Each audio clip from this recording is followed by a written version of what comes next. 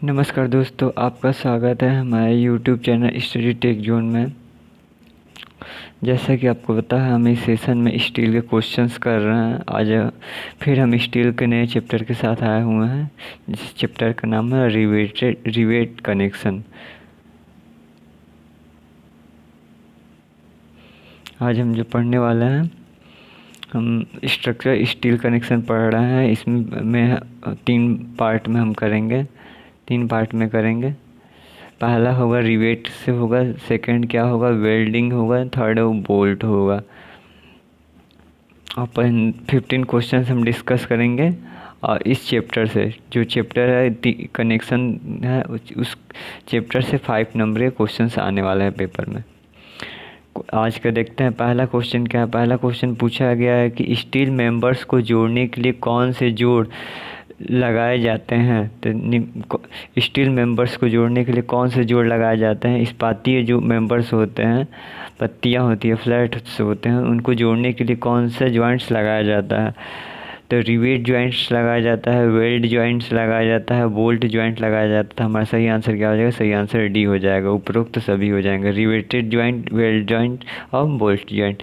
Rivet joint और welded joint क्या होता है? ये अस्थाई होते हैं। क्या होते हैं? अस्थाई होते हैं। एक बार लगाने के बाद इन्हें अब निकाला नहीं जा सकता है, उनको तोड़ना पड़ता है, या तोड़ी के निकाल सकते हैं उसको। अब बोल्ट में क्या होता है? ये अस्थाई कनेक्शन कहलाता है। इसे हम क्या कर सकते हैं? आवश्यकता अनुसार उसको हम दोबारा नट बोल्ट को खोल कर उसको अलग अलग स्टील मेंबर्स को कर सकते हैं। नेक्स्ट क्वेश्चन देखते हैं। नेक्स्ट क्वेश्चन है निम्न में से कौन से जोड़ अस्थाई जोड़ होते हैं। तो अस्थाई जोड़ सभी हम पीछे डिस्कस किए हैं। अस्थाई जोड़ किसे बोलते हैं? जिन्हें एक बार यूज में लाने के बाद हम दोबारा उसके यूज में नहीं ला सकते हैं, दोबारा हम यूज में उसे नहीं ला सकते हैं। एक बार वेल्डिंग करने के बाद या एक बार रिवेटिंग करने के बाद उससे क्या करते हैं? अस्थाई जोड़ कहते हैं, परमानेंट जोड़ कहते हैं। तो यहाँ हमारा यहाँ सही आंसर क्या हो जाएगा? रिवेट हो जाएगा, फिर वेल्डिंग हो जाता है। हमारा सही आंसर डी हो जाएगा। अस्थाई जोड़ पूछता है तो इसमें क्या होता है? बोल्ट अस्थाई जोड़ के अंतर्गत आता है। नेक्स्ट क्वेश्चन देखते हैं। नेक्स्ट क्वेश्चन पूछ रहा है कि रिवेट्स का वर्गीकरण किस आधार पर किया जाता है। निम्न में पूछ रहा है कि रिवेट्स का वर्गीकरण किस आधार पर किया जाता है। तो पहला लिखा हुआ, पहला क्या है? ये शीर्ष के आधार पर। उसके शीर्ष जो होता है, ये क्या होता है? रिवेट का सैंक बोलते हैं। क्या बोलते हैं? रिवेट का सैंक बोलते हैं। इस प्रकार से कुछ रिवेट होता था। रिवेट की इस वाले पार्ट को हम क्या बोलते हैं? शीर्ष बोलते हैं। इसको क्या बोलते हैं? सैंक बोलते हैं। फिर ऊपर वाला जो भाग है, इसके आधार पर लगाए जाने वाली वृद्धि किस प्रकार से हम लगा रहे हैं, उसके आधार पर लगाने के साथ साथ किस शक्ति द्वारा लगा रहे हो, कहाँ पे लगा रहे हैं, फील्ड में लगा रहे हैं, शॉप में लगा रहे हैं, इस बेसिस पे भी बांटा जाता है। तो हमारा सही आंसर क्या हो जाएगा? ऑल सभी। इनमें जो ऊपर से बताए गए हैं तीनों, इन तीनों के बेस पे हम क्या करते हैं? रिवेट को वर्गीकरण करते हैं, रिवेट का वर्गीकरण करते हैं।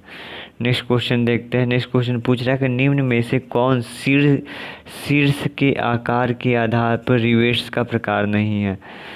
तो हमारा snap head, pan head, flat head, ये तीनों हमारे क्या है? शीर्ष के आकार के आधार पर ये प्रकार है। ये क्या हो जाता है? ये हो जाता है हमारा स्नैप हेड हो जाता है।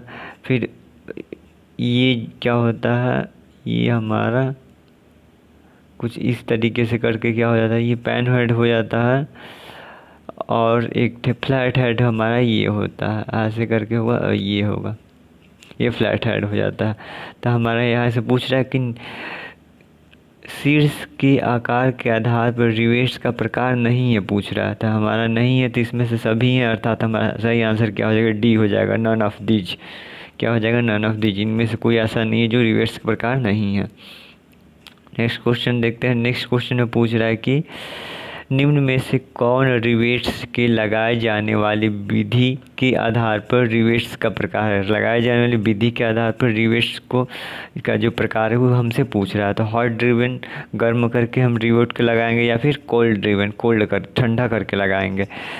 ये दिया है हैंड ड्रिवन, तो हाथ से लगाने के, तो ये हम नेक्स्ट वाले में ही चल जाता है कि हम हाथ से लगा रहे हैं या शक्ति वाले के अंतर्गत आ जाता है। प्लेस और पावर के बेसिस वाले पे आ जाता है, इसके अंडर आ जाता है। तो हमारे यहाँ सही आंसर क्या हो जाएगा कि विधि के आधार पे कौन कौन से होते हैं, हॉट ड्रिवन मेथड और कोल्ड ड्रिवन मेथड। तो हमारे यहाँ सही आंसर क्या हो जाएगा, ए सही हो जाएगा। क्या कौन सही हो जाएगा, ए सही हो जाएगा। ए हमारा ए और बी, मतलब हमारा डी आंसर सही हो जाएगा, डी, ए एंड बी हो जाएगा। अगर इन दोनों में से हम पूछा जाए कि इनके किसकी सामर्थ्य अधिक होती है, तो हॉट ड्रिवन की क्या होगा, सामर्थ्य अधिक होगी। नेक्स्ट क्वेश्चन देखते हैं। नेक्स्ट क्वेश्चन देख रहे हैं, निम्न में से कौन स्थान व शक्ति के प्रयोग के आधार पर रिवेटों का प्रकार है। तो हैंड ड्रिवन अभी हमने देखा, ये किसके अंतर्गत आ जाता है, यह हमारे हैंड ड्रिवन या किसके अंडर में आ जाता है, या रिवेट के लगाए जाने वाली वृद्धि के आधार पर आ जाता है, किस प्रकार से हम रिवेट को लगाते हैं उसके आधार पर आ जाता है। और पावर हैंड ड्रिवन, हाथ से हम लगा रहे हैं। नेक्स्ट क्या है, पावर ड्रिवन, पावर से लगा रहे हैं, और पावर से हम किस जगह पे लगा रहे हैं, फील्ड में लगा रहे हैं, वर्क प्लेस पे लगा रहे हैं। और दूसरा तीसरा क्या हो जाता है, पावर ड्रिवन सॉफ्ट रिवेट्स, मतलब रिवेट्स को हम हाथ से लगा सकते हैं, पहला प्रकार हो गया। सेकंड क्या हो जाएगा, पावर के थ्रू लगा सकते हैं। तो पावर में भी क्या हो सकता है, फील्ड हो सकता है, फील्ड में हम लगा रहे हैं। दूसरा क्या हो सकता है, हमारा पावर से लगा रहे हैं और हम शॉप में लगा रहे हैं, वर्क कार्यशाला में लगा रहे हैं। तो हमारे यहाँ सही आंसर डी हो जाएगा। क्या हो जाएगा, डी। जो हमारे तीनों हैं ये क्या है, शक्ति और स्थान के आधार पर रिवेट के प्रकार हैं। यहाँ अगर हमसे क्वेश्चन में पूछ ले कि स्थान व शक्ति के प्रयोग के आधार पर रिवेटों का जो प्रकार है, इनमें सबसे अधिक सामर्थ्य किस रिवेट का होता है, तो हमारा सबसे अधिक सामर्थ्य किसका होगा, पहला तो पावर होगा। और पावर में भी कौन होगा, जो वर्कशॉप में होगा। वर्कशॉप में अनुकूल अवस्था या हर चीज़ मशीन का हम यूज करके अच्छे से रिवेटिंग करेंगे। फील्ड में जो हमारे उस समय चीज़ें रहेंगी वही हमसे कर पाएंगे। तो हमारा अगर सामर्थ्य के बारे में पूछे तो सबसे अधिक सामर्थ्य किसका होगा, पावर ड्रिवन सॉफ्ट रिवेट का। पावर ड्रिवन सॉफ्ट रिवेट्स का क्या होगा, सबसे अधिक सामर्थ्य होगा। नेक्स्ट क्वेश्चन देखते हैं हम, निम्न में से किस प्रकार के रिवेटों की सामर्थ्य अधिकतम होती है। तो अभी हमने इस पे डिस्कस किया कि सबसे अधिक किसका अधिकतम सामर्थ्य होगा, किस प्रकार के रिवेट्स का सामर्थ्य सबसे अधिक होगा, स्ट्रेंथ सबसे अधिक होता है, किसका होगा, पावर ड्रिवन सॉफ्ट रिवेट का क्या होगा, सामर्थ्य सबसे अधिक होगा। सबसे कम किसका होगा, हैंड ड्रिवन का होगा। और मध्यम किसका होगा, पावर ड्रिवन फील्ड रिवेट का। सबसे अधिक हमारा किसका होगा, पावर ड्रिवन सॉफ्ट रिवेट। तो हमारा सही आंसर क्या हो जाएगा, यहाँ सही आंसर सी हो जाएगा। नेक्स्ट क्वेश्चन देखते हैं। नेक्स्ट क्वेश्चन पूछ रहा है कि निम्न में से कौन रिवेट जोड़ का प्रकार नहीं है। रिवेट ज्वाइंट का निम्न में से कौन रिवेट ज्वाइंट्स का प्रकार नहीं है, हमको बताना है। तो लेफ्ट ज्वाइंट हमारे, अगर हम रिवेट ज्वाइंट के टाइप्स देख लें तो इसको हम दो भागों में, तो लेफ्ट ज्वाइंट होता है और क्या होता है, बट ज्वाइंट। लेफ्ट ज्वाइंट में हम क्या करते हैं, लेफ्ट ज्वाइंट में एक प्लेट ऐसा रखा हुआ है, मेंबर्स रखा हुआ है, और दूसरा हम ऐसे करके ओवरलैपिंग वाले पर हम बनाते हैं। तो इसको हम क्या बोल देते हैं, इसको हम बोलते हैं लैप ज्वाइंट। क्या बोलते हैं, लैप ज्वाइंट। ओवरलैपिंग हुआ तो इसको लैप ज्वाइंट बोलते हैं। दूसरा हमारा क्या होता है, बट ज्वाइंट। क्या होता है, बट ज्वाइंट। इसमें कुछ इस प्रकार से होता है, ये हमारा ये क्या है, एक अलग, ये क्या है, एक अलग मेंबर है, स्टील मेंबर है, ये एक अलग मेंबर है। अभी इनको जोड़ना है तो इसके जोड़ने के लिए हम क्या करते हैं, प्लेट लगा लेते हैं, कवर प्लेट बोलते हैं इसको। और यहाँ हम रिवेटिंग ऐसे कर देते हैं, क्या करते हैं, रिवेटिंग कर दिया हमने, ऐसे रिवेटिंग ऐसे कर दिया। तो हमारे ये टू टाइप से हो गए। कितने टाइप होगा, टू टाइप हमारा। तो लैप ज्वाइंट हो गया, क्या हो गया, लैप ज्वाइंट हो गया, बट ज्वाइंट होगा। तो हम और इस सही आंसर, और डबल रिवेटेड ज्वाइंट, जब डबल रिवेट का यूज करेंगे हम, सपोज ये हमारा है और इसको हम रिवेटिंग कर रहे हैं, तो एक साइड में हम क्या करते हैं, डबल लगाते हैं। क्या लगाते हैं, डबल। डबल जब लगाएंगे तो हम इसको ही क्या बोलते हैं, डबल रिवेटेड लैप जॉइंट हो जाएगा। ये बट जॉइंट का हमने एग्जांपल दे दिया है। अब फोर्थ क्या लिखा है, फिलेट वेल्ड्स। तो यह वेल्ड वेल्ड जॉइंट का प्रकार है। कौन कौन किसका प्रकार है, वेल्डिंग जॉइंट्स का प्रकार है। तो हमारे यहाँ पूछा है कि कौन नहीं है, तो क्या हो जाएगा, यहाँ डी हमारा आंसर सही है। डी जो है कौन क्या है, रिवेट जो जॉइंट का टाइप्स नहीं है। नेक्स्ट क्वेश्चन देखते हैं। नेक्स्ट क्वेश्चन पूछ रहा है कि किस प्रकार की रिवेट्स व्यवस्था में अनुदैर्ध्य काट पर रिवेट एक दूसरे के सामने आते हैं। तो रिवेट में कुछ इस प्रकार से अगर हम देखेंगे तो कुछ ऐसे हमारे क्या होता है, रिवेटिंग की जाती है, रिवेटिंग की जाती है। और जो हमारा उपांग है, जो हमारी स्टील मेंबर है, उस पर हमारा फोर्स ऐसे आ रहा है, ऐसे क्या हो रहा है, हमारा फोर्स काम कर रहा, फोर्स ऐसे कुछ काम कर रहा। अब हम इस पे क्या बोला कि रिवेट व्यवस्था में अनुदैर्ध्य काट। अनुदैर्ध्य काट मतलब हमारे लंबाई के अनुदिश, लॉन्गिट्यूडिनल सेक्शनल का लंबाई के अनुदिश एक दूसरे के आमने सामने आ रहे हैं। तो इसमें हम देख रहे हैं कि एक दूसरे के आमने सामने आ रहे हैं ना। तो इसको ही हम क्या बोलते हैं, चैन रिवेटिंग बोलते हैं। क्या बोलते हैं, चैन रिवेटिंग बोलते हैं। और इसी में हमारा सेकेंड क्या होता है, जिग जैग रिवेटिंग का एग्जाम्पल भी हम देख लेते हैं साथ में। यहाँ पर हम अगर ऐसे दो हम एक को ऐड कर रहे हैं, तो इसमें क्या होता है, यहाँ पर हमने दो लगाया, फिर इधर हमने एक कम कर दिया। वैसे इधर हमने एक लगाया, दो लगाया, फिर एक कम करते जाते हैं। तो इस टाइप से हमारा क्या होता है, लॉन्गिट्यूडनल जब हम इसका सेक्शन लेते हैं तो हमारा इस पे एक ही पड़ता है। क्या पड़ता है, एक ही इसमें अंदर आता है। हम इसको अलग अलग कंसीडर करते हैं। तो ये क्या होगा, हमारा इस पे एक दूसरे पर आमने सामने नहीं आ रहे हैं। तो हमारे यहाँ सही आंसर क्या हो जाएगा, चैन रिवेटिंग में क्या होता है, लॉन्गिट्यूडनल सेक्शनल में एक दूसरे के आमने सामने रिवेट्स आते हैं। डायमंड रिवेट क्या है, तो diamond riveting zig zag riveting का ही एक के अंदर में ही आता है, उसी के टाइप्स में आ जाता है। नेक्स्ट यहाँ हमारा सही आंसर क्या होगा, चैन रिवेटिंग हो गया। नेक्स्ट क्वेश्चन देखते हैं। नेक्स्ट क्वेश्चन क्या पूछ रहा है, किस प्रकार के रिवेट ज्वाइंट में कवर प्लेट लगाया जाता है। अभी कवर प्लेट हमने किस में देखा कि जो क्या है, बट ज्वाइंट है। बट ज्वाइंट में हम क्या लगाते हैं, कवर प्लेट की हमें आवश्यकता होती है। क्या होती है, कवर प्लेट देना हमें पड़ता है, कवर प्लेट देने की ज़रूरत पड़ती है हमको। तो हमारा कवर बट ज्वाइंट हो गया। हमारे यहाँ बट ज्वाइंट क्या हो जाएगा, बट ज्वाइंट में कवर प्लेट की आवश्यकता पड़ती है। नेक्स्ट क्वेश्चन देखते हैं। नेक्स्ट क्वेश्चन क्या है, नेक्स्ट क्वेश्चन पूछ रहा है कि किस प्रकार के, यहाँ इस नहीं होगा, यहाँ किस प्रकार के रिवेट ज्वाइंट में बंकन आघूर्ण मतलब बेंडिंग मूवमेंट आता है। तो जो हमारा क्या होता है, लैप ज्वाइंट होता है, लैप ज्वाइंट होता है। इसमें क्या होता है, लैप ज्वाइंट जो होता है, इसमें क्या होता है, लैप ज्वाइंट में हमारा जो अक्ष रहता है, दोनों अलग अलग दिशा में होने के कारण, अलग अलग तल में होने के कारण क्या करते हैं, ये एक बेंडिंग उत्पन्न करते हैं। क्या वो करते हैं, ये बेंडिंग उत्पन्न करते हैं।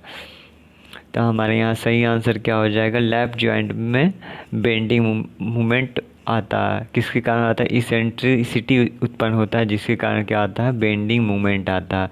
तो लैप जॉइंट में हमारा आता है, तो लैप जॉइंट ए में भी हो जाएगा और डबल रिवेटेड लैप जॉइंट में। तो हमारे यहाँ सही आंसर क्या हो जाएगा, हमारे यहाँ सही आंसर हो जाएगा ए एंड सी।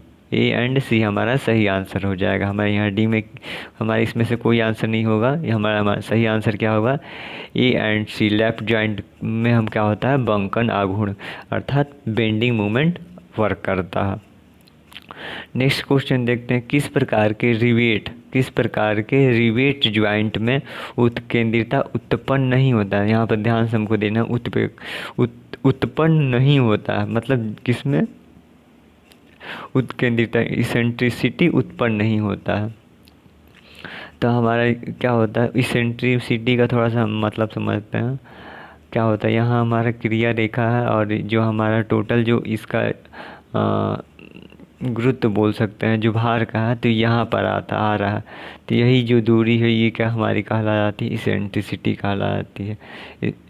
चलिए यहाँ पे देख लेते हैं। तो उत्केंद्रिता किस में उत्पन्न होता है? तो जो लैप जॉइंट होते हैं, क्या होता है? Lap joint.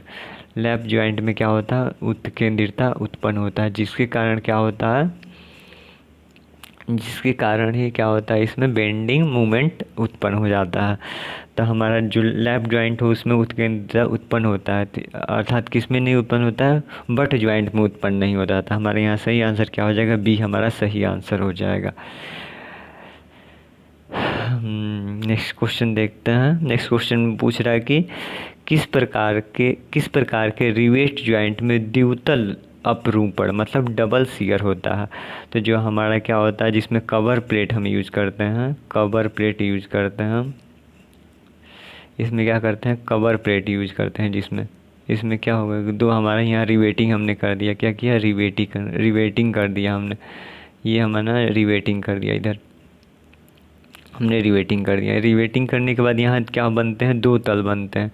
ये वाला पोर्शन ये वाला हो जाएगा एक, और क्या हो जाएगा इसमें?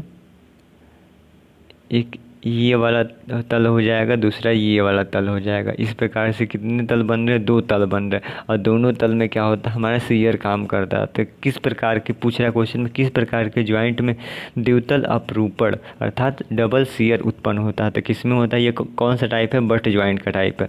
तो हमारा बट लिखा हुआ कहीं भी दिखेगा तो वो सब हो जाएगा। तो हमारा बट ज्वाइंट हमारा क्या है?